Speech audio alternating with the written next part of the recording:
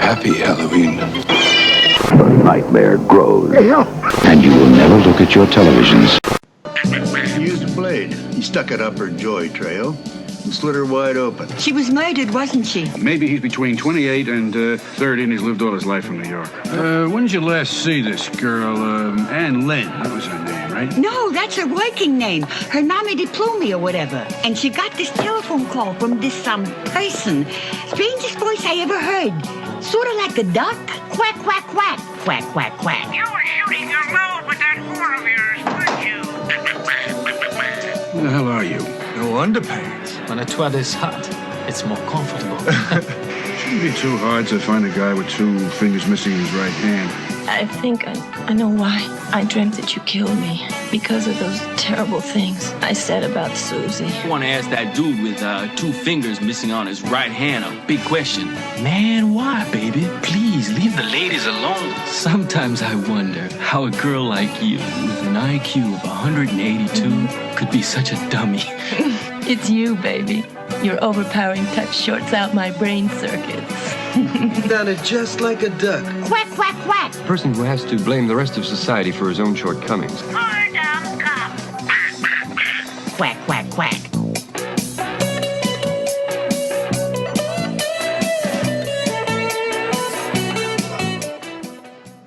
Hi, this is Linda Day George, and the Hysteria continues.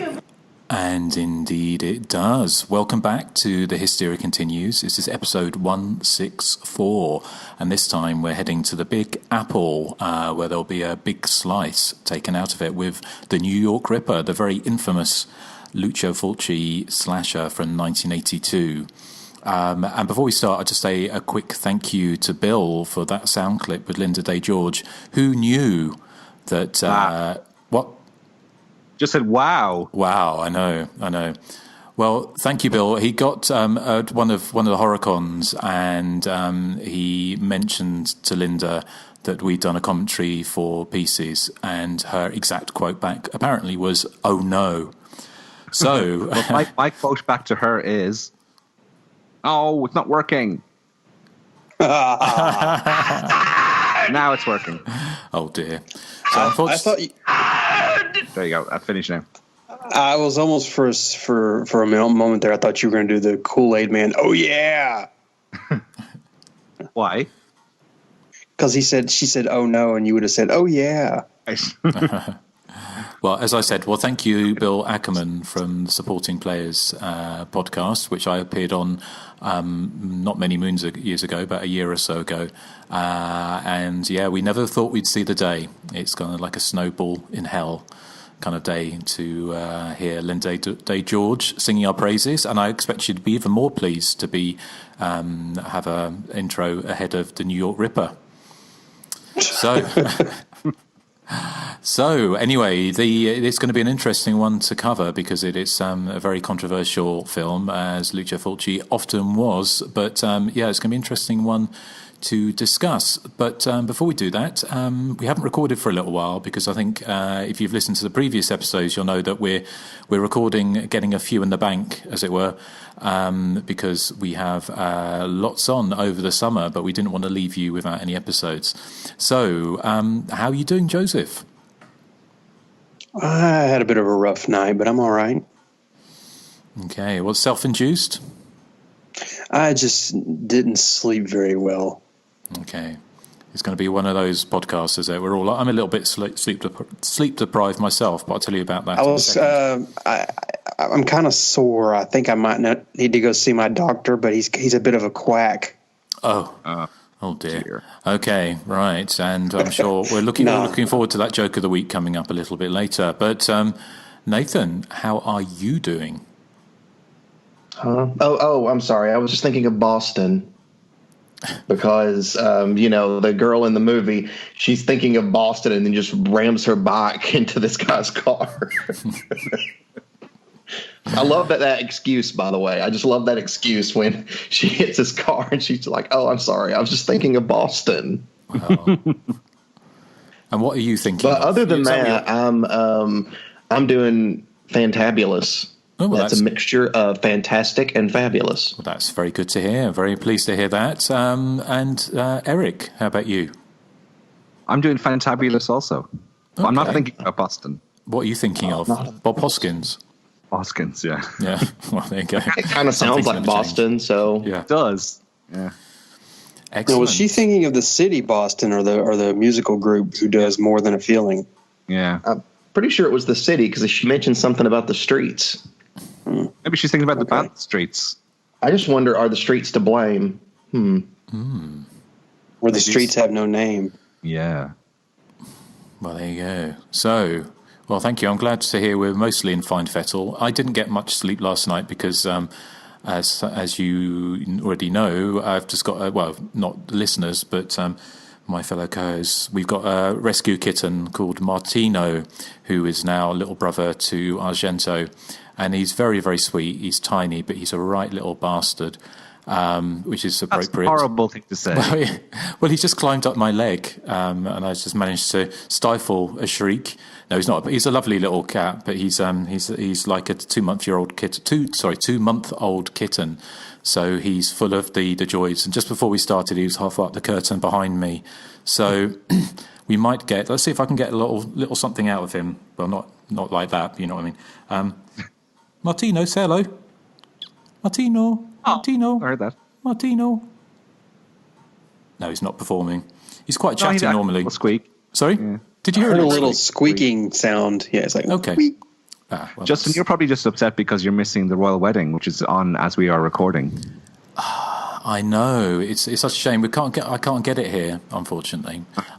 Unless I want to go in the background. So I'll keep you up to date. There's just been a close-up of Posh and Bex looking stunning, as always. How come you can't get it there? You don't have a TV? No, I do have a TV, actually, and I've got really good... I've got a kind of digital service, which I don't know how legal it is, but it seems to be able to get all movies and all sorts of different things on there. So... but I imagine, because I am currently have moved abroad, so now I am residing in the sunny, or not so sunny at the moment, island of Lanzarote. So we're praying to the Skype and internet gods that we don't go down, as it were. You're abroad now? Yeah. That must have hurt. Yeah. Well, you're a bit like... Look at Joseph coming with the jokes today, and I thought they were both pretty funny so far.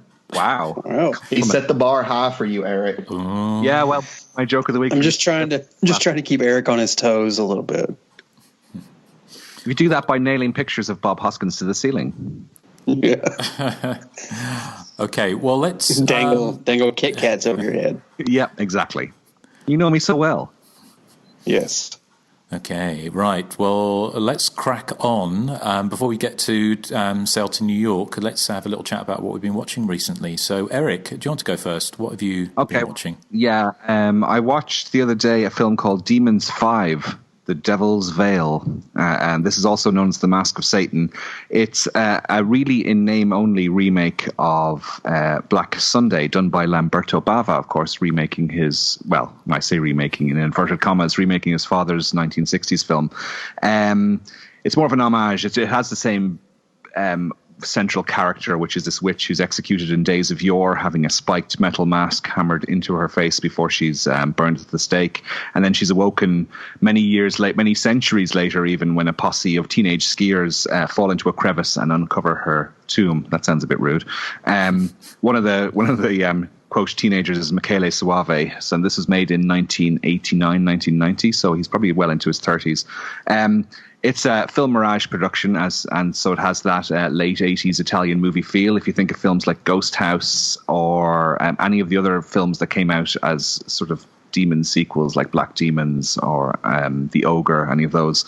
So it's classic film mirage nonsense. It's very much on a par with those films. It doesn't make a lick of sense. People get possessed, then they're unpossessed, then they get repossessed again. There's a standout scene where some lady's boobs wither and shrivel up in front of the hero's eyes, which is quite a startling lo-fi effect.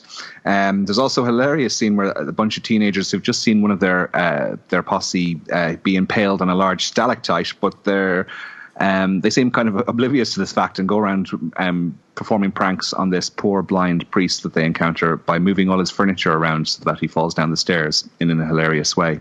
So it's not a classic, but I kind of have a love for those late 80s film mirage Italian horror films that are cheap and brisk and they're obviously, the script is thrown together in 25 seconds by whoever's writing them.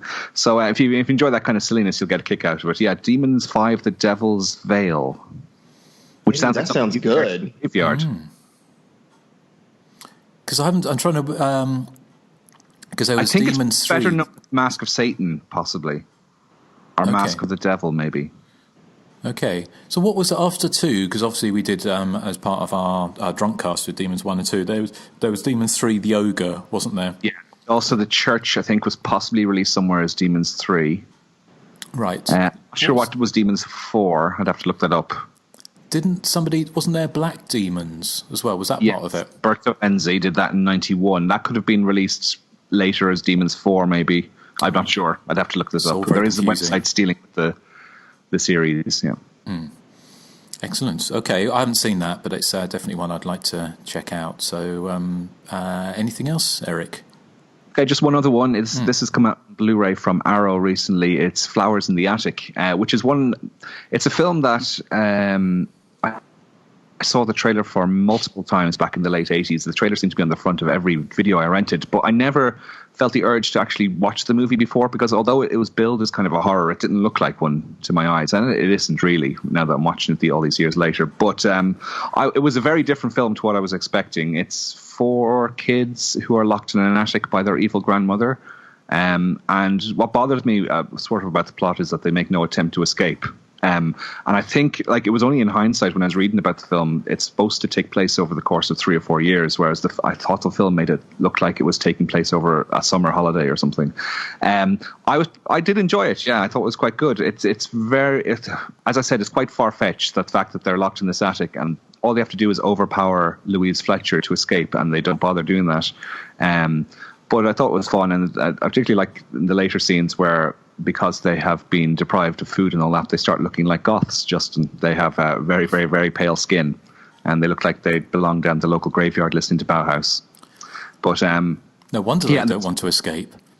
Sorry? No wonder they don't want to escape. Yeah, maybe that's the lifestyle they enjoy. Yeah. Well, they can't escape because then the mom won't get all that money. Oh, yeah, but you're like... No, yeah, I don't know. I mean, I know that's kind of why they don't plan to escape, but no. Having said that, I did enjoy it. I thought it was really, really good. Kirsty Swanson is in it, of course. This is her film after Deadly Friend, and a much better film it is too. Yeah, because from the outset it looked like something I wasn't going to enjoy, but I did. It was very much like those Whatever Happened to Baby Jane type gothic horrors that came in the wake of that, like Whatever Happened to Helen and all the other ones I can't remember the titles of. It had that kind of vibe about it. Yeah, enjoyable. I liked it.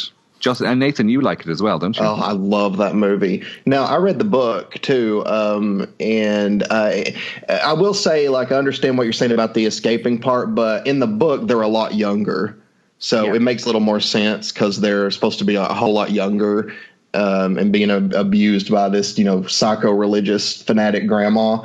Even though I love the part where, they finally, fight back against Louise Fletcher, my favorite part in the whole movie is when Victoria Tennant, as the mother, slaps Kirsty Swanson and then she backhands her for slapping her, because the mom did not see that coming at all.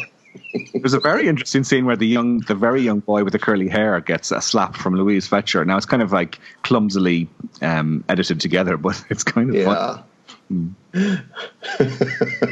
And she grabs the little girl too and holds her up in the air by her hair. There's a good commentary on the Blu-ray from Kat Ellinger, who's a fellow podcaster, and she sort of explains the differences between the book and the film version, and how they're supposed to be younger, and that's how I learned that the book takes place over the course of 3 years, is it, Nathan? Whereas the film doesn't really make that clear. Yeah, and the crazy thing, with the book Flowers in the Attic is, it's a series of books. And in the actual book Flowers in the Attic, they get away at the end, but nothing at that point in time happens to the grandma or the mom in the book. It's not until the later books that anything happens to them. It's like Eden Lake. Eden Lake. Oh, how dare you bring that abomination up? Okay, that's all I've seen anyway, Justin. So. Okay, well, thank you. Sorry, Nathan. Sorry, just to say that the alternate ending is on Blu-ray as well. It's taken from a very ropey VHS rough cut of the film, but it's there. I don't know if it's ever surfaced online before. Oh, I'd love to see that alternate ending. Cool. Well, because that's with her running with that knife, isn't it? Yep. So yeah, I'd like to see that. Okay, well, but talking of Arrow, just very quickly as an aside, say this isn't going out for a few weeks, but at time of recording, Arrow last week released Rawhead Rex on Blu-ray with our commentary on it. Dublin. Which is attracting some nice comments, which is always good to see.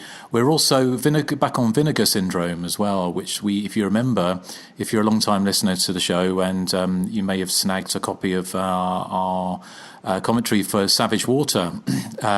The less said about the Death by Invitation commentary, the better. But the Savage Water commentary is fun. So we're back on Vinegar Syndrome with Blood Theatre, a.k.a. Movie House Massacre. And I'm not sure when that's coming out, but that's coming out on Vinegar Syndrome, not too distant future, where we discuss, amongst other things, the rivalry between the director and certain cast members. So if you fancy listening to that, then that was a fun one to do as well. So yeah, and we've got a few more up our sleeve coming up later in the year, which we can't talk about at the moment. But I think, again, if you're a listener to the show, you will enjoy them very, very, very, very much. So keep an eye out or an ear out for that, and also keep checking our Facebook pages, and we'll announce it when we're able to. So thank you, Erik. Joseph, how about you? What have you been watching? Well, the only thing I've actually watched, and it's non-horror, is the Cobra Kai series, which I won't go into too much detail about because it's non-horror, non-slasher. But I really enjoyed it. It's a really fun nostalgic look back at the Karate Kid films, or mostly the first one. I like what they've done here is they've taken the bully from the first film and they've kind of flipped the script, as it were, and made him sort of the protagonist, and you get to see more of his side, and you realize he's maybe not a bad guy, he's just a little misguided, but it's really well done, very well written, very well acted. It's just a lot of fun if you're into those 80s underdog films. I really enjoyed the series a lot. Cool. I've not seen it, and as you know, I'm not. It's not my thing, so I probably won't check it out. But I think Nathan and Erik, you've watched it, haven't you? Yep. Yes, I really, really loved it. I even got Wes hooked on it. Yeah, sounds like it's a drug. which would be completely unlike you, Nathan. Oh yes, absolutely. I really enjoyed it as well. It didn't quite have the fist-pumping ending that the Karate Kid films are known for at the end, which kind of disappointing for me. I know they're setting it up for a second season, but I thought it was, really entertaining. And what I liked about it is the episodes are a taut 26, 27 minutes, so it doesn't feel like a hardship watching. I was watching maybe 2 or 3 episodes at a time, and I got through the series in a couple of days. That's what I like. I don't like having to trudge through, 15 hours of television to get to an inconclusive ending. Okay, well, talking of fist-pumping endings, any news on when Anal Paprika 4's coming out, Erik? There's problems that we have to go back and do some reshoots. Okay. Literally. Okay. Right, okay, well... it's like some legal problems and but we're hoping to get it out by the end of the year. Okay, fantastic. Well, that's good to hear. It's good to hear. So I know people have been asking on Twitter and all over social media for that. So, well, thank you, Joseph. Is that everything?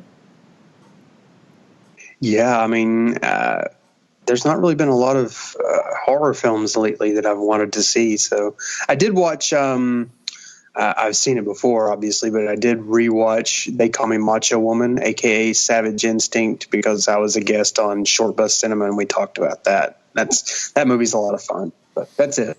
Cool. Okay. Yeah, check out Short Bus Cinema if you're a fan of the show, and says Joseph's just guested on there, so that's a good listen. Justin introduced me to that movie because Justin was talking about it once in his recently seen, and he mentioned a scene where the heroine runs across the heads of all the killer or all the bad guys, and I was like, oh, I have to see this. So then I watched it, and I absolutely loved it. I mean, I can't even tell you my favorite scene because there's too many, but I do love the part where the karate guy says, what is it? You dishonored me. He says, must die. You've disgraced me. Now we must fight to the death. It's so over the top. It's so ridiculous.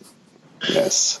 Excellent. Right. Well, thank you very much. Nathan, what about you? What you watched recently? I watched Las Vegas Bloodbath, which we were going to cover at some point because I'm going to have to pick it. First of all, have any of you guys seen it? Is it a Dennis Steckler movie, or is that a different? No. Then. It's about a man who just got a great promotion at work, and he drives home, and his wife, who's wearing a really, really bad, blonde wig, is in bed with a cop. So he shoots both of them. And then he decides to drive around Las Vegas and kill any woman he sees because, his wife cheated on him. And I guess that's just what you do when that happens. And I mean, it's just full of ridiculous scenes. And the movie basically builds up to this baby shower that these oil wrestling women are throwing for one of their oil wrestling friends. It's the Beautiful Ladies of Oil Wrestling, or BLOW for short. And they they're having this baby shower, and he shows up and starts killing them.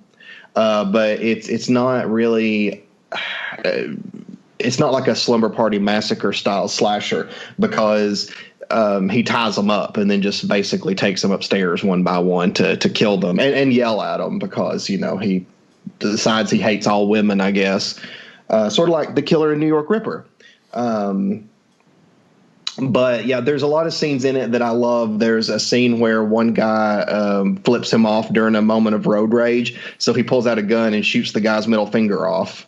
There's also a scene where he goes into a bar and he carries his wife's severed head around with him after he kills her. And he sits her severed head on the bar after ordering a drink. And when the bartender turns around, he just kills the bartender and then walks out. So, I mean, there's a lot of nonsensical stuff in this movie. There's a great scene where a Jehovah's Witness sticks his head into a door or through the door, and it's just like Jehovah's Witness, and then the killer kicks the door closed and knocks his head off, and it hits the floor. So, I mean, it's a very smart film, as you can tell. How old is it? It was filmed in it was either 89 or 90. It's around that time frame. Right. Okay. And it's shot on video, so Eric's gonna love it. Yay! I bet we can't wait. Yeah. Oh my goodness! And you guys are gonna kill me because the scene where all the girls are having the baby shower, it's literally 30 minutes of them sitting around eating pizza and just talking, and it's not scripted talk; it's ad-libbing talk. Oh, well, that sounds like it could be fun. It is only 78 minutes long, Justin, so don't despair. Okay. It feels longer than that, but it's in a good way, though. Well, if we're going to cover this, I guess Erik better hurry up and download it. Something to look forward to. Anything else, Nathan? No.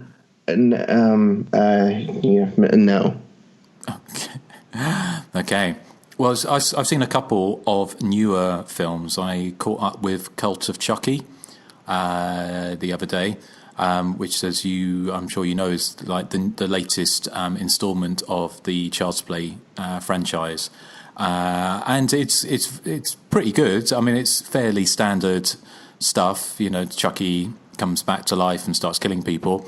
But then again, the lethal repetition of the slash movie is what we kind of love about it. So it's another done again by Don Mancini, and it has Jennifer Tilly in it in more of a glorified cameo, really, than the main role. And also the guy who played Andy, whose name escapes me, plus Brad Dourif's daughter, who I presume was in the previous instalment, because it seems to be following on from a previous one, which I can't remember that well. But anyway, in it is she gets taken to like a very grim-looking asylum in the middle of nowhere, which, like most kind of hospital slashers, aka ever since Halloween 2, has about for a massive place, has about 5 patients, 1 psychiatrist and a nurse and 1 orderly, and that seems to be the only people in this hospital. But it's good time, you know. It's basically it's just strung together, loads of gory, very very gory deaths, and wisecracks from Chucky. So yeah, it's a fun, undemanding time, but it's beautifully shot as well. It looks really really good. So have any of you caught that? Yep, I saw it. I would agree. It's more of the same, but that's not a problem because I think the Chucky series is fairly consistent. So I found it entertaining. Yeah.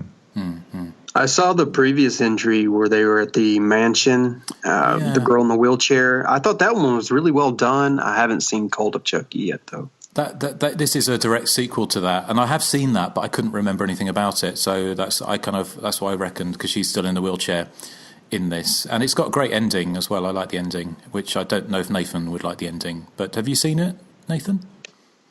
No, I want to though, and I mean, I might like the ending because, as you guys know, in Seed of Chucky, it ends with spoiler alert, the bad guys winning. But I actually didn't mind that in that one.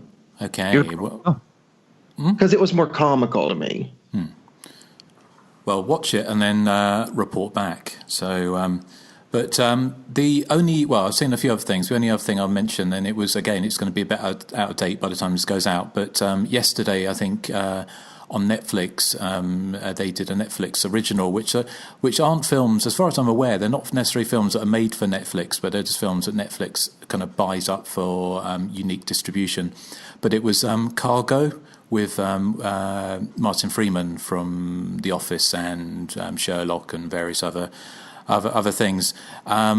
It was a kind of the adaptation of the very popular kind of online short where there's a zombie apocalypse and a father gets bitten and he's got a toddler in a rucksack or on his backpack or whatever, and he's trying to get her to safety before he turns into a zombie.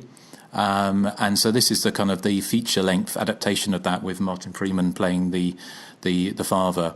To be honest, I was a bit meh about it. It's the action's been moved to the outback in Australia, which looks great, but it's a little bit ponderous for a zombie movie. I thought it didn't. It spent a little bit too much time on sort of on sort of like the incidentals of like wandering around lots, and the zombies didn't actually appear to be that much of a threat. I mean, they were, but you didn't get any big scenes of zombies attacking or get any kind of real feeling of like the world had gone to shit particularly. So it was a little bit too ponderous for me, probably a little bit too overlong. Maybe I just wasn't in the mood for it. I don't know. But have any of you guys seen that or the short it was based on? No. I've never heard of it, actually. I haven't either. Oh, well, there you go. Well, if you look up Cargo on YouTube, then the short's on there. And it's kind of, I think it's one of those things where sometimes you get like a really short film and then you expand it into a feature length, and sometimes things get lost. And the direction they went with it, I think they could have done it better. But, you know, it's worth a watch. So, is it time to head to the Big Apple? Oh my God! I should have played Kajagoogoo. No. Anyway, so who's bringing us in on this? The New York Ripper, a demented slasher, terrorizes women in New York City. If hardcore splatter is your cup of tea or blood, The New York Ripper is the film for you. No implied blood and guts here. No discreet cutting away at the point of action. Lucio Fulci goes the full distance. The psycho killer drags a blade across a woman's face, the camera recording every grisly detail. Unfortunate victims being repeatedly stabbed and sliced with ultra-convincing effects work. New York Ripper delivers the full Monty for the dedicated gorehound. That's the back of video blurb as pilfered from the Hysteria Lives website, because the DVD I have of it doesn't give me any blurb in the back of it because it's a double bill with Manhattan Baby. But the New York Ripper, this is Fulci's attempt, I suppose, at the time of mixing his giallo past with his gothic gore-splattered present. The giallo, despite its reputation, was never really a gore-filled genre, certainly in its early 70s heyday. I mean, there's a few exceptions, of course, but here Fulci takes the giallo formula and mixes it with the extreme gore that had made his zombie movies stand out from the crowd. A lot of people take offense to the New York Ripper, but I've never really had an issue with it, to be honest. And this is, I'm going to be vilified for this, but I know I should be offended by the New York Ripper, but I'm not. As politically incorrect as the film is, I'm not. I find it no different to watching, say, Zombie Flesh Eaters or The Beyond. I find the film has that Fulci otherworldly ambience to it. Not as much, obviously, as in The Beyond or City of the Living Dead, but the film feels like it's like exists in a slightly altered version of reality, which is why I personally don't find it terribly disturbing or offensive. I can understand why others would, but to me, he pushes things into the realms of silliness a bit too much for me to take it seriously. I mean, for instance, the largest component that makes the film very silly is the fact that the killer quacks like a duck. You hear it there in the trailer, you heard it in the introduction. He has that he puts on that Donald Duck voice, which is meant to be menacing, but makes me want to giggle every time I hear it. Also, sort of the artifice of the dubbing process gives it that trashy exploitation movie feel. And although the special effects are really gruesome in concept, they're occasionally very rubbery looking and kind of fake, which I love. But again, it removes any sense of reality for me. I mean, I really like the film, along with Manhattan Baby. It probably marked the swan song for me of Fulci's golden era. It was sort of downhill from here. I mean, I can understand it's a Marmite movie for many people. Because it's kind of like Maniac, the Bill Lustig movie. If you view it in a certain way, it can be quite grim and depressing and misogynistic. Whereas if you can sort of embrace the sillier aspects of it, I think it can be kind of a fun slasher movie. I mean, I'm not a fan of extreme cinema, as you know, and I was talking to somebody yesterday actually about Martin Scorsese's gangster movies, which I can never rewatch. I've seen most of them once, but I can never rewatch them because the violence in it is too wince-inducing and it's too gruesome for me. Like something like Casino, where somebody gets their head in a vice and it's tightened until their eyeball pops. That's not fun for me. It would be fun probably in a Lucio Fulci movie, but in a Martin Scorsese movie where it's done very seriously and sinisterly, it doesn't interest me. So I mean, the gore in the film is, as I said, it's for me it's no different than watching The Beyond or House by the Cemetery. But I can understand that because it's all sort of inflicted on scantily clad women, that people will probably have an issue.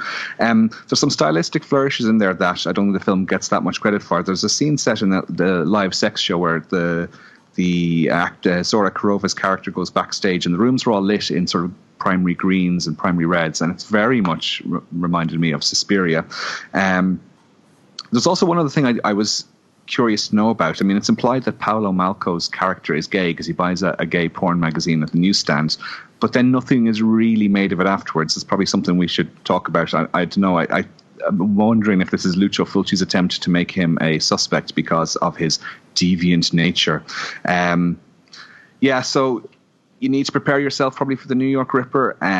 It's an extreme film in that it has tons of gore, but it is quite unrealistic in my opinion, and it's things are just the plot and the quacking maniac. It's just all too silly for me to take it seriously. I find it like a far more palatable version of Maniac, to be honest.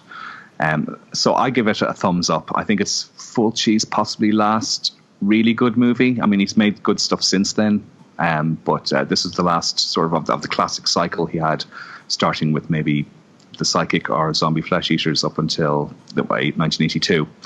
So on that note, I've got a new feature for you guys. Because I've given my thoughts on New York Ripper, it's now time for me to pass it out to all ye three. And it's a feature I like to call... Y'all's turn! It's y'all's turn.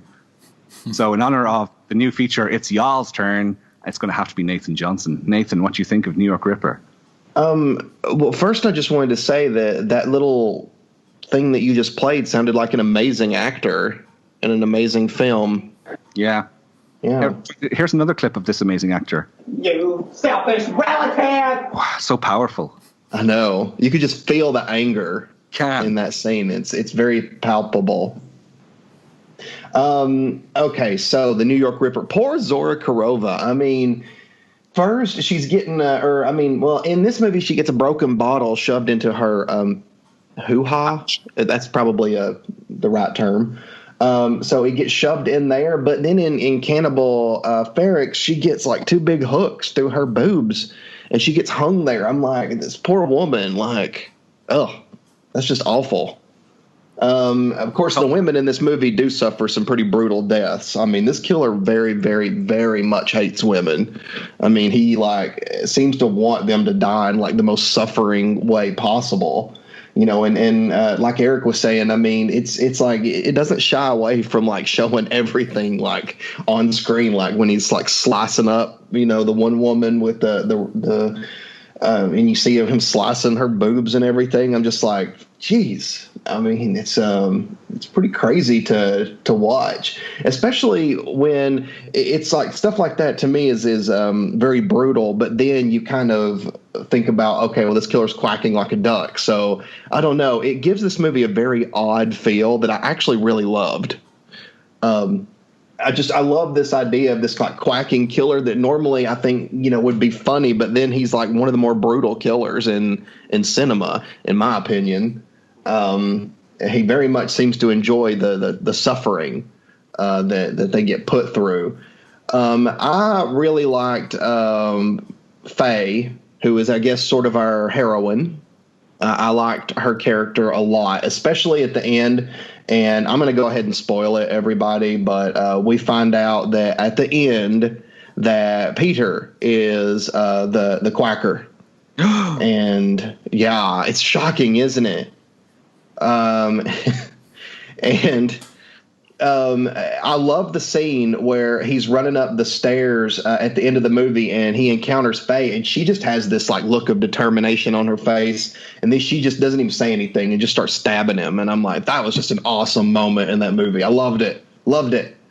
The New York Ripper is one of those movies that I've seen, but I didn't really remember. I saw it a long time ago on VHS, so I only remembered like little parts of it, of the film itself. I didn't even remember who the killer was. But watching it recently, I loved. I had so much fun watching this, and I know that probably sounds bad because, as Erik was saying, it's it's a pretty brutal film, but also, you know, like you were saying, it's not, you know, so it's hard to explain. It's just that it's hard to take it seriously with the killer doing this Donald Duck impersonation.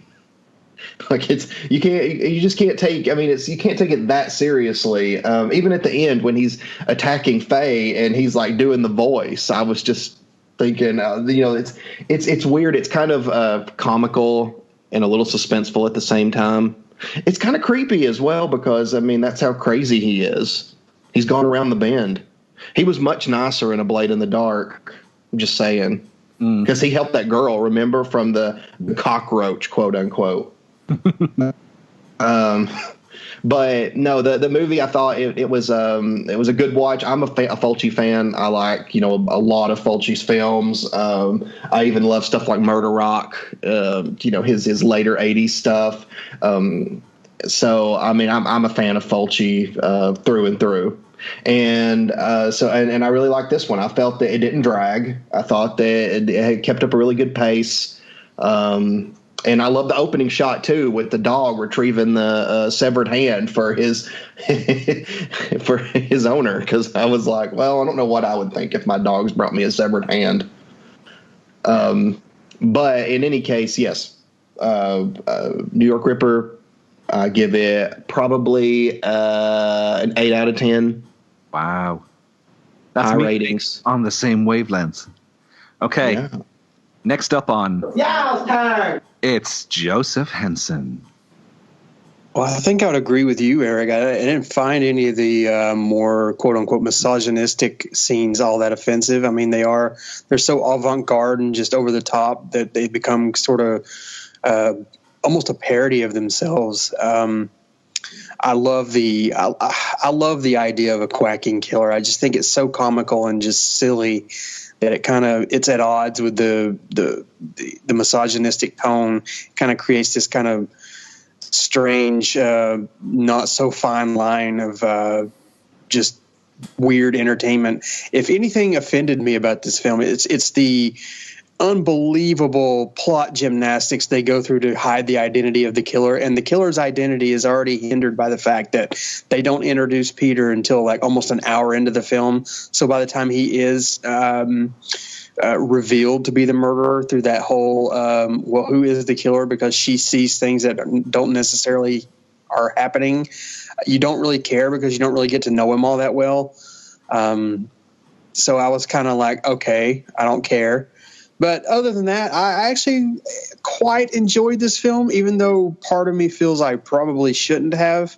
Like you both said, it's just so over the top and just kind of silly that or maybe it's the fact that I'm so desensitized to this stuff that, like you said, Eric, watching something like a Martin Scorsese film, Casino, like where Joe Pesci and his brother are dragged out and beaten to death.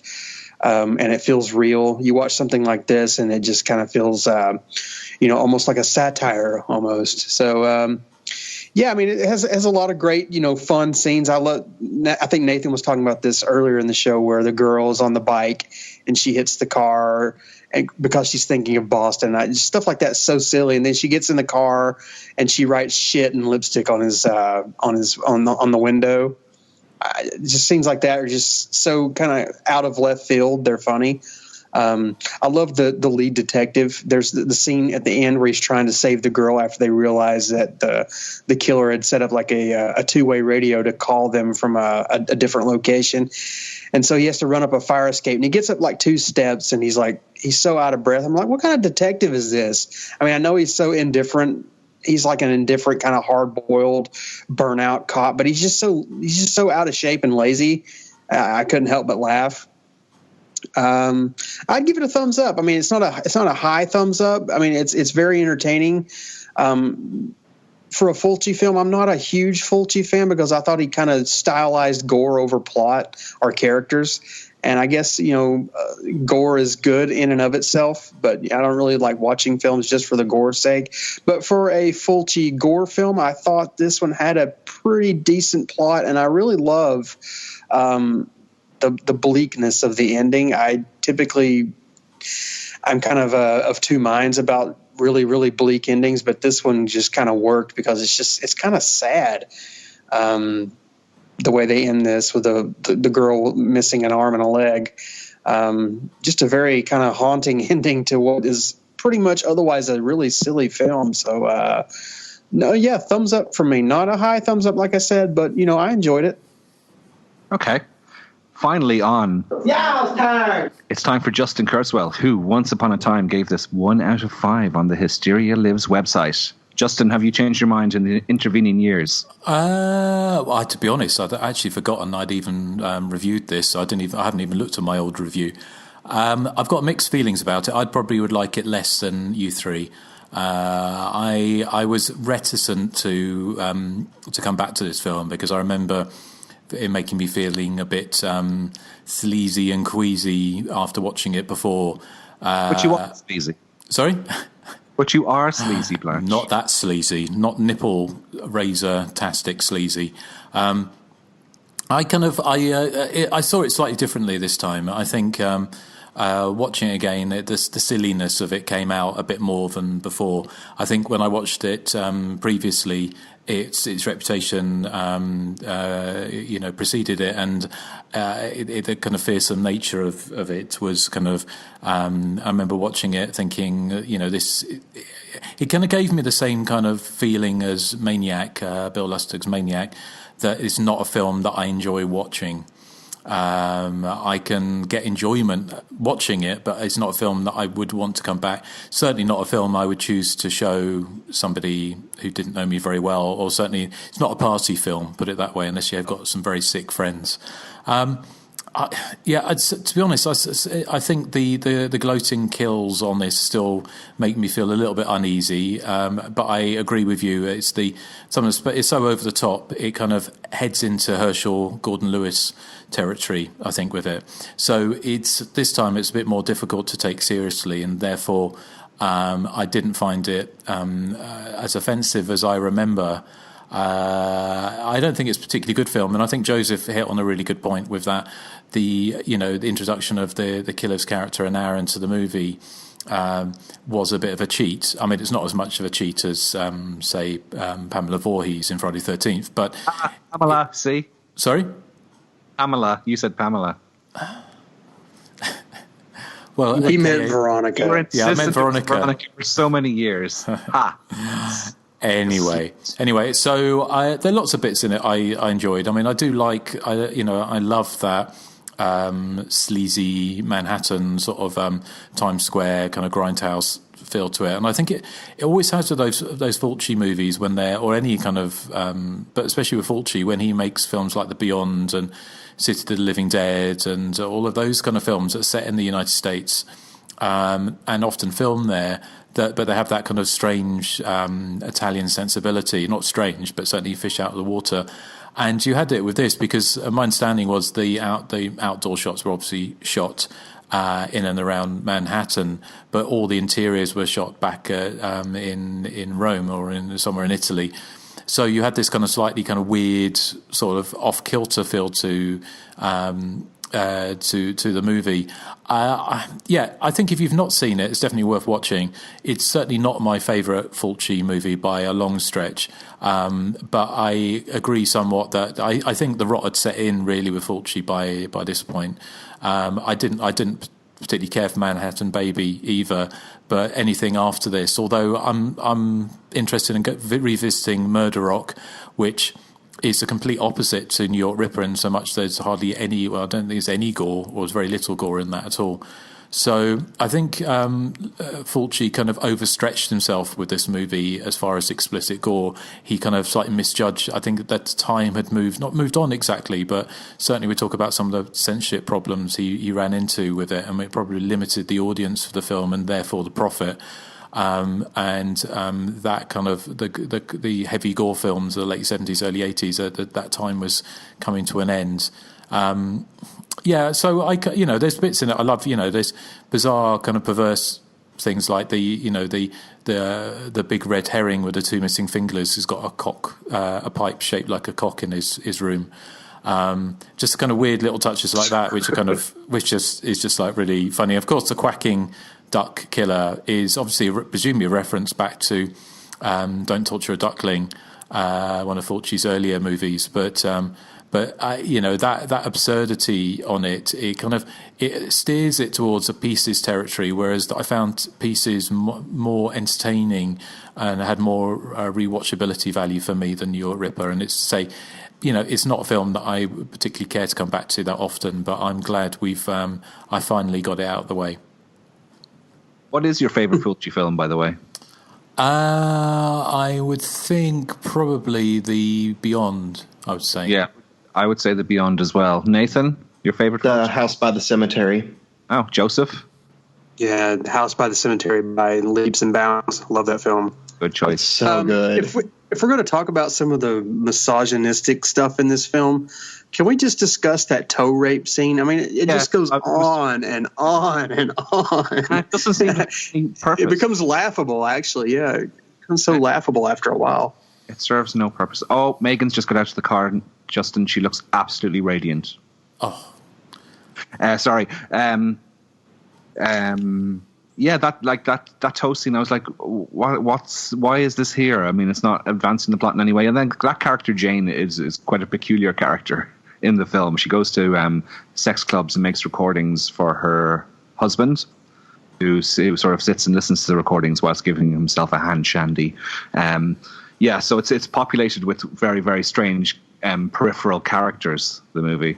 But that toe scene that's probably, to me, is probably the most... if I was to say there was an offensive moment in the film, that would be the one for me, because the way it plays out is quite politically incorrect. Who's Megan? Eric, are you watching that stupid wedding? I have the wedding on in the background. Yeah. Okay. I want to keep Justin up to date on all that's happening. I really don't care. What did you say, Eric, Justin? Sorry. I said I really don't care. Off with their heads. Yeah. Eric, at Cornell University, they have an incredible piece of scientific equipment known as the tunneling electron microscope. Now, this microscope is so powerful that by firing electrons, you can actually see images of the atom, the infinitesimally minute building blocks of our universe. Eric, if I were using that microscope right now, I still wouldn't be able to locate my interest in the royal wedding. Well, yes, a man after my weddings heart, are so Joseph. boring. Weddings, I don't even like going to like regular weddings. They're just so dull. You had a wedding? Yeah, but mine wasn't dull because I was nice enough not to invite anybody. Yeah, there you go. That's the way. I've only been to a couple of weddings, and each time I felt like I wanted to die. Yeah, I like the cake though, and I like the booze. I'm just like, bring out the booze and the cake, and let's get this vow stuff over with quickly. Oh, I heard the cat. You know, you can be chatty. You can be chatty. Chatty. Aww. I hear purring. Yeah. Can you hear him? Say something else. Martino. Hello. What do you say? You can say something else. Mama. Oh, he's shy now. Oh, Justin, you need to name your next cat Fulci. Yeah. Well, we had a Fulci. We had a tomcat stray who was had like one half a missing ear and he was all battered and crusty eyed. But he used to come around and steal our cat's food, and he was a known stray, so we nicknamed him Fulci. Eric, do you have a cat? Wishman. I don't have a cat, no, but if I had one, I'd call him Darth Wishman. I was going to say, if you ever get a cat, you should name him Feladay. No, I wouldn't hate that cat that much. I like cats. I'd get two cats. One be called Bob, one be called Hoskins. Yeah. So this is all right for the podcast. It's quite nice to get little cat noises, but for any commentaries, I'm going to have to. The only place in this where we're staying with a door, I say, is the toilet. So I'm going to have to do the commentaries in the toilet. Well, maybe you could hang up a curtain. What's that going to do? Yeah, the kitten's going to climb it. If you surround yourself with cucumbers, cats don't like them, and they'll. That's true. That is true. It's like in the end of Halloween 6, where he places the rune stones around Michael Myers. Just be sure to get yourself a big fat cucumber. Yeah. Okay. Because you prefer them. So, okay, well, back to New York Ripper. Yes. Do we want to head on to some background? Yes. Okay. Nathan, give us all of the background you have, extensively researched throughout the week. Okay, all right. I will give you that background. Now, first, before I give you that background, let me give you a little background on the word background. Hold on. Now, the background is a term that means back and ground. Yeah. And it's wonderful. It's awesome. And all that. Okay. All right. So the New York Ripper. After the film was rejected for a UK cinema certificate in 1984, Chief Censor James Furman ordered the original print to be re-exported back to the rights holder in Italy. This was to avoid any possible prosecution of either UK distributor or the BBFC itself. Ooh, BBFC. After many years of being banned in Britain, the rights were purchased by UK company Vipco, who issued the film originally as an export-only VHS version under close censor and police supervision. When censorship laws were relaxed in the UK, it was submitted to the BBFC for a certificate in 2002 and received 22 secs of cuts to the razor blade murder, as well as a strict guideline that the film could only be released with minimal publicity. The film was then released on VHS by Vipco, but a DVD release was canceled after some UK DVD distributors refused to stock it. How dare they? Consequently, it was never available on UK DVD until 2007 when the movie was released by Shameless Films. Oh, appropriate. And this version contained similar cuts but reduced to 19 secs via a different edit.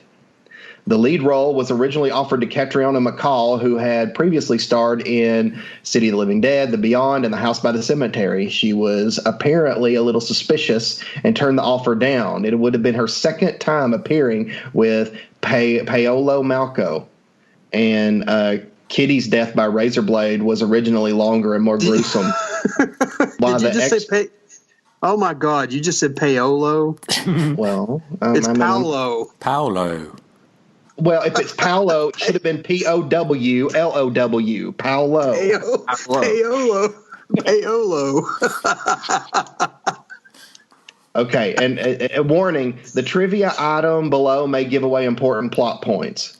Kitty's death by razor blade was originally longer and more gruesome. Why the extra violence was cut is unsure, but images found on the Japanese DVD cover confirm that more gore was filmed. Should we should we just add a little credit to IMDb there, I think? No, that wasn't from IMDb. It was from my memory. Okay. And don't go looking it up. Yeah. No. Wow. Just trust me. Trust me. I'm very trustworthy. You are. That's amazing. Thank you, Nathan. Thank you so much.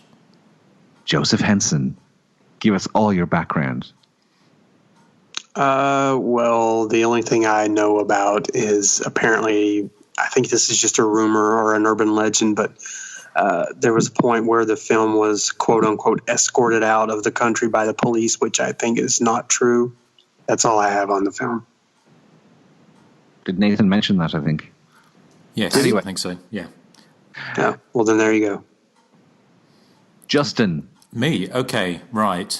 Well, let's talk about the cast a little bit because it's got a bit. It's not exactly a who's of Italian exploitation and horror, but there's a lot of recognisable names and people have been in a lot of different things. Jack Hedley, who played Lieutenant Fred Williams, he was actually a British actor. He appeared with Betty Davis in The Anniversary, which is a fantastic little movie if you've not seen it. And he was in the James Bond movie For Your Eyes Only the year before. He was also, probably the height of his career, was in the BBC sitcom Hello, Hello. So, and Paolo Malco was in Fulci's House by the Cemetery. He was also in an earlier giallo, The Cat's Victims, and Lamberto Bava's very, very fun later 80s giallo, You'll Die at Midnight. Howard Ross, which I'm sure that was a pseudonym because of the Italian actor who plays with the two missing fingers. He was in the late 70s giallo, The Pajama Case Girl. He was also in one of Eric's favourite movies, Werewolf Woman. Hang on. That calls for another sound clip. You whore! Thank you. Yes, I see. And it's a bit of a giallo regular as well. He was in another quite nasty giallo, The Killer Reserved 9 Seats, which is another film with genital violence. And also with Edwige Fenech in $5 for an August Moon, the Mario Bava movie. Andrea Onchepinti was I think we mentioned, was in The Blade in the Dark.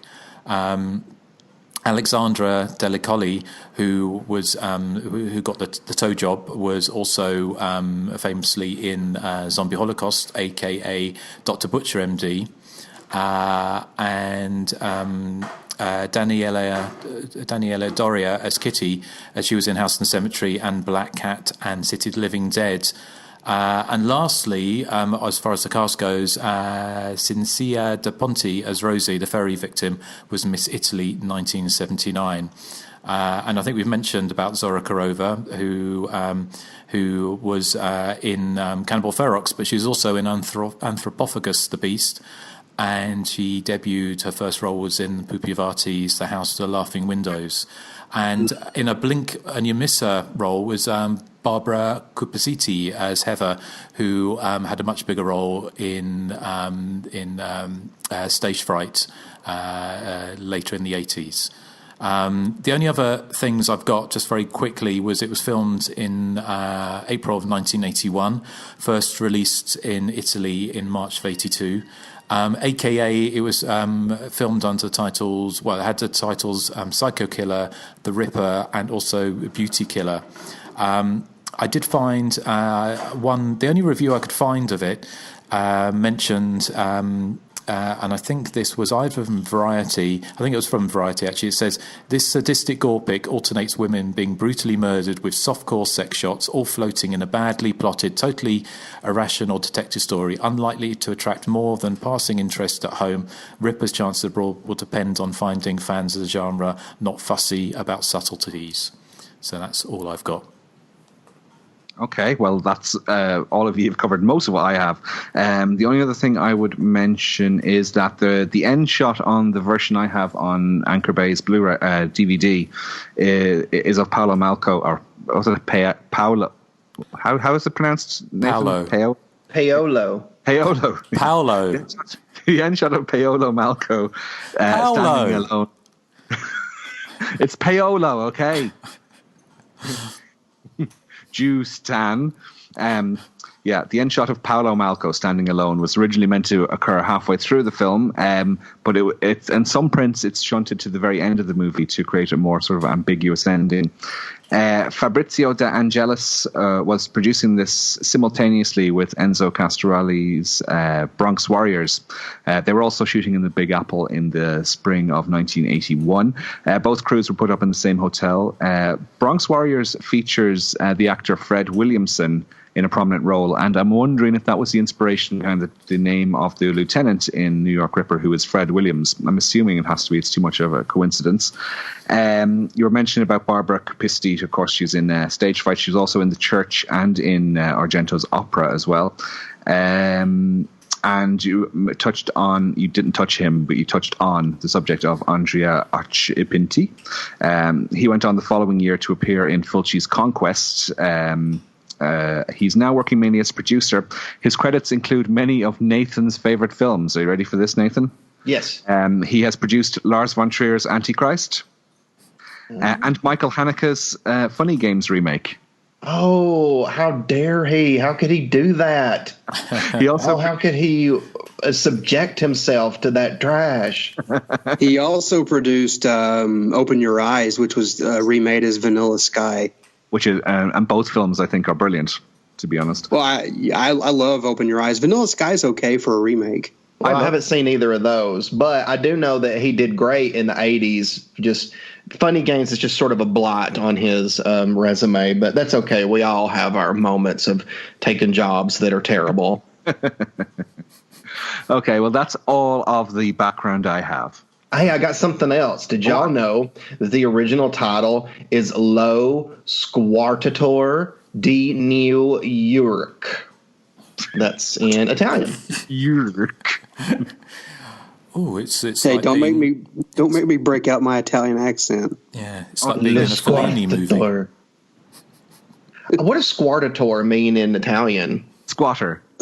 I don't know. Squatting on the toilet, which is what Justin will be doing when we do commentaries. Yeah, Justin should know this because he knows Italian, don't you, Justin? No. Why would I Well, know you knew Italian? what red meant in Italian. Sorry? What? Hey? You knew what red meant in Italian, or Well, I know. blood. Rosso, yeah. Rosso. Well, Yeah. well, that's quite easy. I think it's somebody. Why don't Nathan? You're quite good at looking things up and reading them out. So why don't you? So why don't you have a look now? While you do that, did anyone? You got Variety to help you. Ooh. Well, I haven't actually. All I had was a little snippet because you can't get to the free snippets anymore. So I've had to find a little way around that. Okay, guys. Squartatore means ripper. Well, there you go. I guess that makes sense because it's called the New York Ripper. But that's just an interesting thing if you think about it, because Ripper is squartator, and that's just an interesting. That's interesting to me. Okay, right. Well, thank you, Nathan, for that. Okay, and one more thing. Do you know what Vecchio Massacro Federale means? Old Federal Massacre. Yes. I'm very impressed with you. Thank you, Nathan.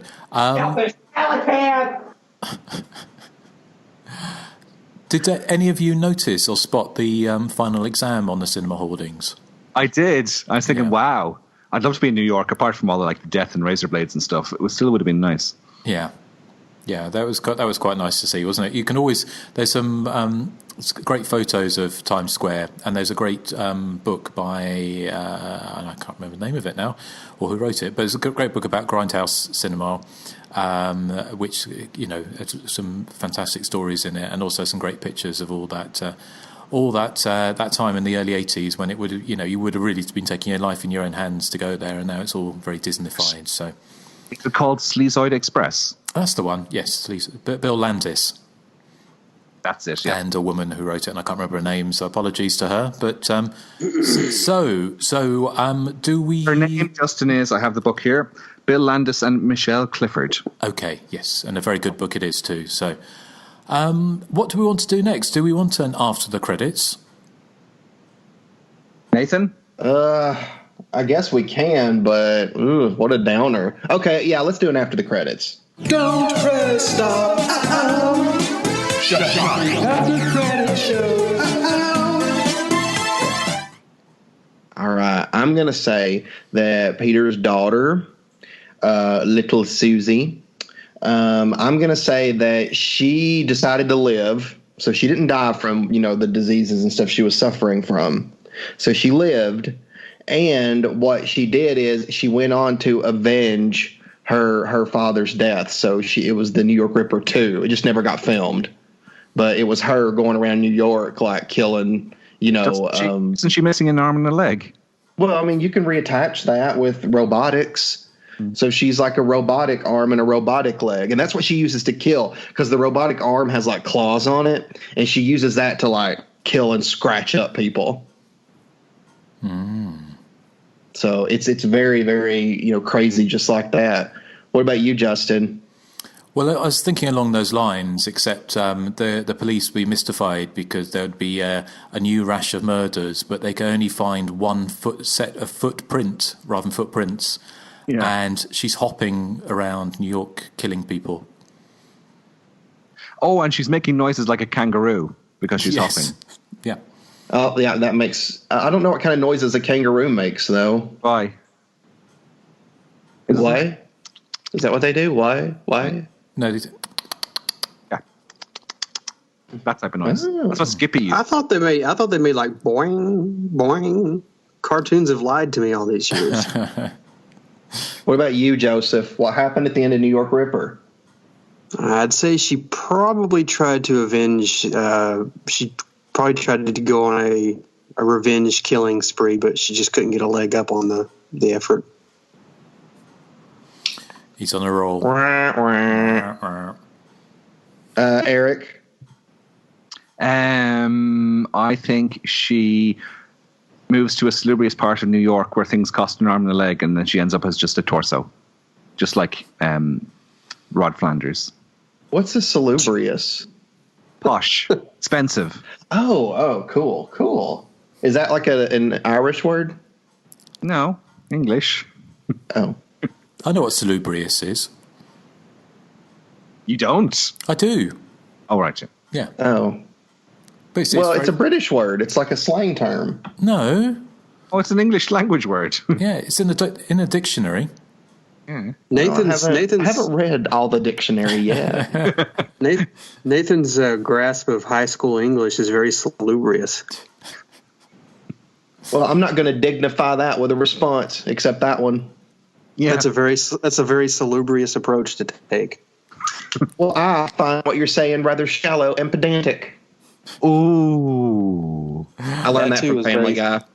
That too was very salubrious. Yes. Well, before we get into an argument over words, shall we do, Joseph, you got the list of all the people and what they thought of the movie before we get on to some other bits and pieces? Sure. John Matthews says, my first viewing of this film was the Anchor Bay DVD in the early 2000s. New York Ripper was banned in Australia at the time. I remember being quite upset by the film because I felt as if the film had a hatred towards women with some cringeworthy deaths. I finally revisited New York Ripper a year back and enjoyed it this time around. This time, after reading numerous books on Fulci, went in with a new mind frame and got it, in quotations. Fulci is known for his humor, and this film is so over the top. He was known for pushing the boundaries to the point of it being comedic. Very entertaining film, more of a humorous giallo parody, and not the misogynist work I initially thought it was. Chris Moore says it's one of those movies like Maniac that's so effective and nasty to the point where I never really desire to watch it, although this one has a little ridiculous camp to make it feel less dreary. Jeremy Ball says, sweet, I was wondering when you guys would get to this one. I understand why it gets a lot of hate, but to me it's just a trashy good time. Andrea, and I'm gonna call him by his other name, Painter, because I don't like to pronounce his last name. Andrea Painter gets my cutest dimples on a, spoiler alert, Killer Award.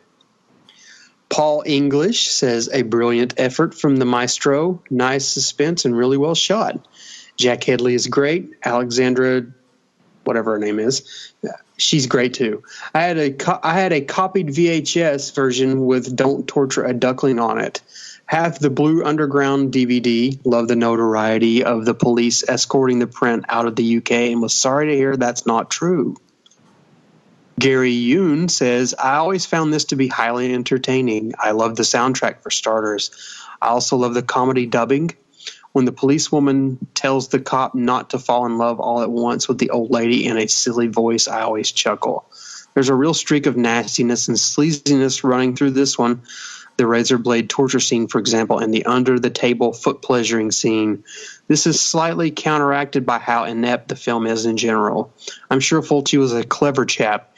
He was a doctor, after all, but his films often gave the impression that they have been made by an idiot. I first saw this film many years ago on a copied VHS I bought after entering an advert in the back for exchange and a Mart magazine, I don't know, when such films were illegal in the UK. Such then, I've legally bought it on DVD and Blu-ray. It is probably my second favorite Fulci film to Zombie Flesh Eaters. Quack, quack, quack.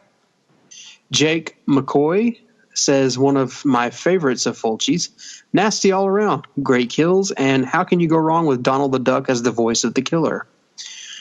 Roger B. says, grimy, nasty, and sleazy giallo. Great Francesco Del Masi soundtrack, too. Lee David Bullock says, I've got the Blue Underground copy. Watch it once a month. Oliver Killen says, quack, quack, quack. And Vaughn Colmier says, fucking love it. It's Fulci at his nastiest. That ending with the little girl is the bleakest thing I've ever seen. At 15. So there you go. Oh, okay. That was very, very good reading, Joseph. Well, I think Joseph had. I think we can let Joseph off the hook on that one, Nathan. No, I was actually being sincere. I wasn't being sarcastic. It's very difficult to tell. Oh, is it my voice? Is it hard? Is that why? Because I sound sarcastic. Well, it's difficult to know because you've got such a sweet kind of voice. You know, you sound very amiable, but you know, we just know there's kind of a rich resting bitch face behind it. Rhubarb coloured. Yeah, and it surfaces once in a while, but usually I try to keep it at bay. Well, yes. Well, and sometimes I don't even know what I'm talking about. I just talk to be talking. Well, we'll just draw a veil over that. Well, thank you for everyone who wrote in. And I'll play you. This is how to get in contact with the show. And when we come back, you will be wowed by Erik's Joke of the Week. You will. The content of this podcast was provided by Justin, Joseph, Eric, and Nathan. If you enjoy our show and are willing to provide a donation, please consider becoming a Patreon subscriber at patreon.com/The Hysteria Continues. Your monetary kindness keeps the show on the air, and in return, you'll have access to exclusive content not released elsewhere. Also, like us on Facebook and follow us on Twitter to stay up to date on all of our future shows and Blu-ray commentary releases. For general feedback, our email address is thehysteriacontinues@gmail.com. Yes, and thank you. Like the disco version, yeah. Yeah, disco version. Thank you to everyone who's been a Patreon supporter, and the most recent one I think we have is the Greasy Strangler, which I see from the Facebook group has caused a messy split with people's opinion. So, but next one we're going to be actually recording today, and I don't know when that's coming out, is with the Evil Dead 1 and 2. So if you'd like to support the show, you can do so for as little as $1 a month, and we very much appreciate it. It helps keep us on the air. So, Erik, get your engines started. It's my joke of the week. It's so great and fantastic. What was the killer in the New York Ripper's favorite song? I Want You Quack by the Quacksin' Five. Oh. Is that a gasp of pure hilarity?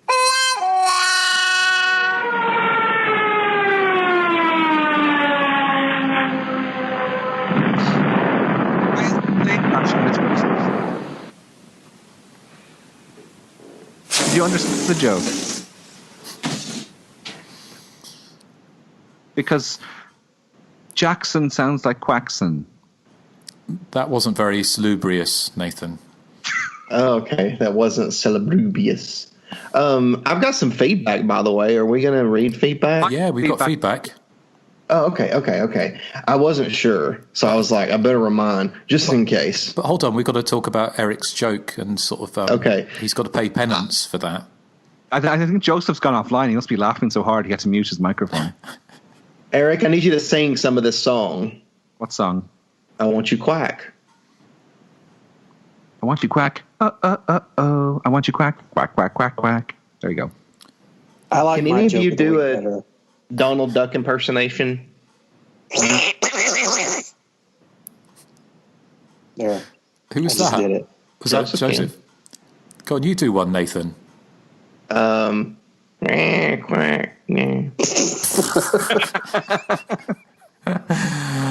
Erik, how about Such you? an indifferent quack.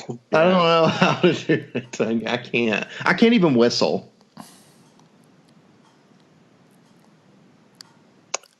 Wow, that's if you want to hear something amusing, go to YouTube and type in duck job. No. Maybe you've heard it before. It's Donald Duck getting a Hummer. Well, there you go. You can never argue that we don't bring you the finest and most cultured news on Hysteria Continues. So, well, Justin, in one of our commentaries, you educated the public as to what seagulling meant. That's Justin. True. Not like you're innocent.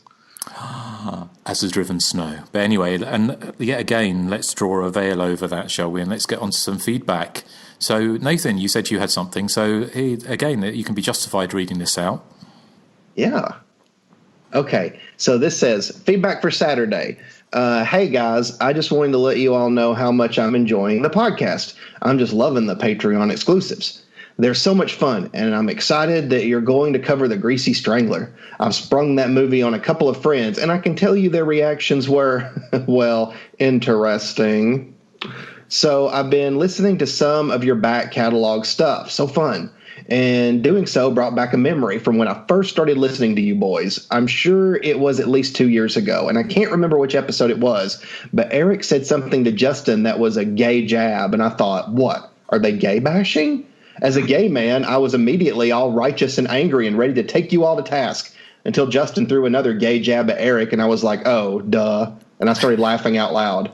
Been a huge fan ever since. In fact, I consider you all my pod fathers in that you all inspired my friend and I to start our own podcast, Movie Talk. I was wondering if any of you have seen the New Zealand film The Ugly and what you thought of it. I recently saw a movie from 1967 called Berserk, starring Joan Crawford, and I found it to be a bit of a proto-slasher. Anyone seen or heard of it? Joan runs a circus where death is the center ring attraction, murders and mayhem, with trained poodles. Also, when are you going to cover Blood and Black Lace? No, Eric, you haven't covered it yet. We have covered it. And as an aside, Eric, you are not alone. I, too, think Death Proof is Quentin Tarantino's best film. Yay. Keep up the great work, guys. It's so much fun to listen to. And if you're ever in Austin, I'd be happy to buy you a drink and we can talk slashers. Your fan, Jay Bullington, or Bullington. Have you guys seen this New Zealand film called The Ugly? That was is that the one with Susie and the Banshees? Oh, Eric. Did they do a movie called They did the live movie. What was it called again? Nocturne, but I think it was released as The Ugly in overseas territories because don't listen to him, Nathan. He's being childish. Oh, he's being mean about Susie. Yes, as if I would. I have seen The Ugly, but many, many years ago. I used to have a Swedish or a Finnish VHS of it for some reason. And I remember nothing about it whatsoever. But I have seen it. I know that. Is it about the mental patient and the psychiatrist? Do you know? Because I feel like there's one I've seen called The Ugly, but I don't know if it's the same one that he's talking about. That does ring a bell. Could be. But Okay. we have mentioned Berserk. I think I mentioned it. Maybe might not have been released yet. With Joan Crawford proto slasher Berserk with the poodles is a fun time. Also, Jay, what's your podcast called? Write us back. Let us know. He put it in the feedback. Was it Movie Talk? Oh, I thought he was saying movie talk as in like he wanted to talk about certain movies underneath that because he put movie talk : Oh, well, maybe it is. I don't know, but that sounds like the name of a podcast. But write us back and let us know. So we just in case. Yeah. But yeah, that's all the feedback I got. It was good feedback. It was good feedback. Thank you, Jay. Yes. Has anyone else got anything? I've got a long one. I've got one here. Okay. So this is from, and I don't know how to pronounce your first name. I hope I get it right. Timia Kwan. Is it Timia or Timea? I'm not sure. Sorry. They say, hello, gents. Long-time listener, first-time emailer, ever. What a magical invention this internet is. First and foremost, thank you immensely for your continued dedication towards discussing the slasher genre. Admittedly, it was slashers that first attracted me to and where my intro into horror as a whole came from. But listening to your show and numerous analysis has introduced me to a multitude of films that have been welcome additions to my to-watch list. Your candid and thorough discussions are always a delight to listen to, and the chemistry between you four is hilarious. Question. I know in one of your earlier shows you had a top 3 favorite final girls segment, but I was curious if perhaps you could dedicate a top 3 or even a minor discussion to underrated or lesser known final girls. I'm so fond of the plucky heroines and the climactic chase scenes and battles, but it would be nice to hear some recs for those who fall outside the typical list of chicks who always come out, like other than the Lauries, Ginnies, Nancys, etc. Also, I just found out that Scream Factory released Cherry Falls on Blu-ray. I recall you all have some mixed feelings about it, but curious if it could be a future pick for one of the shows. Anyhow, keep up the good work and excuse my rambling, and that's sincerely yours, Timea Kwan. Well, top 3 plucky heroines who aren't obvious, top 3 final girls, underrated ones.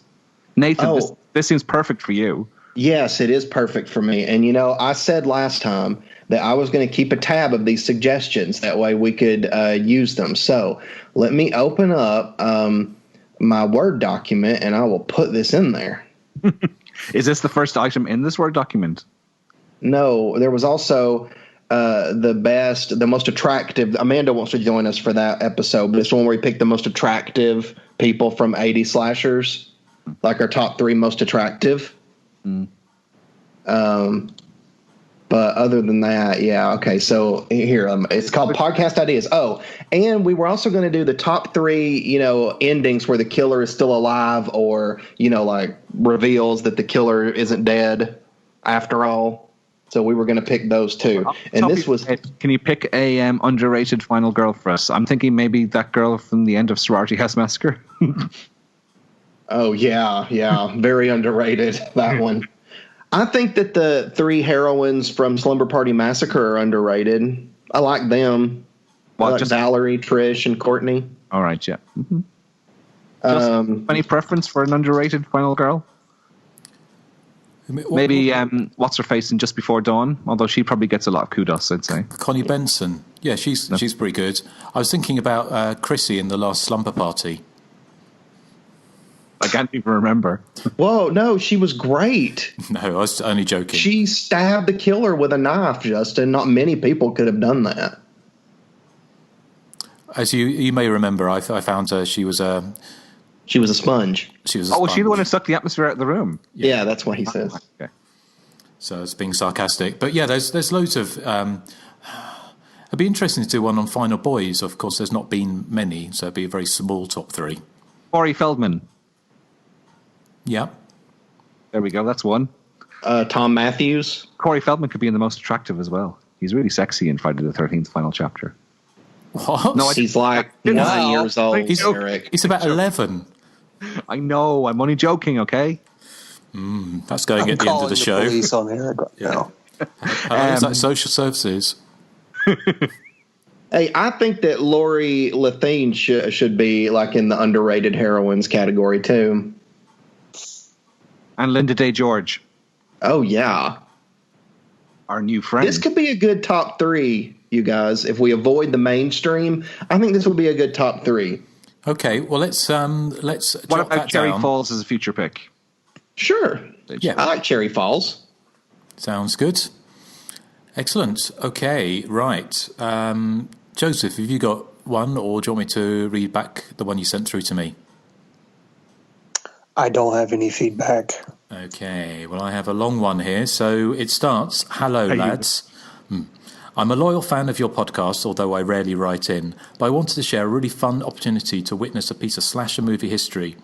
2 weeks ago, on Friday, April the 13th, my husband and I were lucky enough to travel to Camp Nobibo Bosco. I can never remember how to say that, or never pronounce it. Nobibo. Is that it?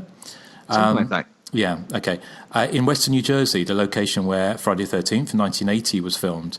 The camp is still a working Boy Scout camp. They put together tremendous effort to... they've put tremendous effort to put together a movie-related tour event for a lucky few. Most of the original structures and many props in the movie are still there, such as the cabin where the strip Monopoly game and the longest coffee-making episode ever took place. The bunk bed where Jack died, and of course the lake and beach where Mrs. Voorhees lost her head, Veronica. Some of the tour guides were children in 1980 and present during the filming, and could tell you stories about how stuntmen spent a whole night underneath Steve Christie's Jeep to rock it back and forth to make it look like he was driving in the rain. Final girl Adrienne King was there all day, signing autographs, recreating movie scenes for pictures, and hugging fans. I know several of you on the podcast have met her, and she's really as warm and friendly as you've said. After nightfall, we all gathered at the edge of the lake to watch the movie on the big screen. They even lit up the archery range on the hill above, just above where Brenda wandered up there in the pouring rain to her doom. By the way, I was able to ask Adrienne King one more question. Did you have any say in how your character Alice was killed off in part 2? I should say, appears to be killed off, since I know Nathan has strong feelings on that point. Adrienne said no, I didn't know until Jason was standing behind me with the ice pick. She explained that there was essentially no plan for that scene, and she made it up as she went along. Anyone interested in a future tour should go to crystallaketours, or oneword.com. Fair warning, tickets are not cheap, almost $200 a piece, and you have to enter a lottery. They told us that 20,000 people entered the lottery for our tour, and only a few hundred people get tickets. But honestly, it's worth a shot for any Friday mega fans out there. Smooches to you all, my favourite podcasters. That's Carrie in Brooklyn, New York. So thanks ever so much, Carrie. That sounds like an absolute blast. I would have loved to have gone to that. I'd love to see to see a screened place where it was shot. Yeah. Now wait a minute. You have to pay $200 into a lottery, and then there's a chance you won't even get picked. No, for tickets. You pay for it after you're picked. Yeah. Oh, I was about to say that sounds like a ripoff. Yeah, no. This is a. I saw lots of people posting. Well, actually, Adrienne King on her Facebook page posted lots of pictures from there, and it looked like a real blast. So yeah. maybe, I tell you what would be great, wouldn't it? If we, if one day we could go over and we could go there and do a podcast from Camp Crystal Lake. What would we cover? Because we've covered a lot of the Friday the 13th already. I guess we just do a remake of one of our shows. Yeah. We'll have to do a remake of the first one. Yeah. Well, we're still waiting for that millionaire to come out the closet, as it were, and put a large envelope under our door, and then we could do things like that. So if you're listening out there, mystery millionaire, that send us your money. Except for you, Justin, because you don't have any doors. I don't have any doors apart from the toilet. Put it underneath the curtain. Yeah. Exactly. Yes. So where's Martino right now? He's on my lap. He's asleep. Because like kittens, they're either asleep or they're tearing around the house. Yeah. But he's been a real tonic though for Argento, because Argento's kind of like had a bit of because he had to fly. He was flown over here, and so he's been a bit sort of out of sorts. But a kitten has kind of reignited his joie de vivre. So it's apart from, which is great, apart from at 2, 4, 6 o'clock in the morning, them chasing each other around like madcap little devils. Mm-hmm. But, cat, C-A-T. Mew. So, okay, well, do we have anything? Are we missing on anything? I think we covered everything, haven't we? I think that's everything. Okay. What are we covering next? Well, yes. What are we covering next, Joseph? Well, that would be you. Your pick is next. Well, it is. Since you swapped with Erik. Yes. Oh, yes. Well, we are going to be going back to Woodsboro for Scream 2. So the sequel, from 1997, I think it was, wasn't it? And we'll be joined, hopefully, by a listener of the show who kind of was very generously helped, gave me some money towards the keeping Hysteria Lives on the air, Jim Sheds. So hopefully Jim will be able to join us for the episode next time. So, and as we mentioned before, sign up for Patreon and get exclusive episodes on non-slasher related horror movies. So we're doing Evil Dead 1 and 2 next, and also you get up to 2 weeks early access to regular shows as well. So it's definitely worth $1. And it's a salubrious thing to do, Erik, isn't it? Very salubrious. If you want to salubriously donate like $1 million per episode, that'd be fine too. Absolutely, we'll be good with that. So. Excellent. Well, thank you for listening to The Hysteria Continues. And Erik, what are we playing out with? Yes, we're playing out with Rick Dees singing Disco Duck, as seen in, or heard even, in Saturday Night Fever, which also has a small cameo role by Adrian King from Friday the 13th. Well, there you go. There's synchronicity for you. I've got, I used to have the Disney disco album when I was a kid, and they had Donald Duck singing Disco Duck. Oh, did it? Oh, yeah. Cool. Which I might put a little clip of that at the end, but that was quite funny. So, okay, right. I wonder if this will work. Let's just see if I can play a little bit of Disco Duck while we're wrapping things up. Okay. Because I think you enjoy it. I used to have this LP, and I used to take it to kids' parties. And you were probably the center of attention with your Donald Duck Disney album. Indeed. Wouldn't you be more like Daffy Duck since he's black and gothy? Yeah, you'd be more of a Daffy Duck. Yeah, he is more gothy. Who, me? Yeah. Really? Hold on, I'm sorry. Just Disco Duck. Yes. There we go. It's Macho Duck. Oh. Which is even better. Listen to it. Can you hear it? Yep.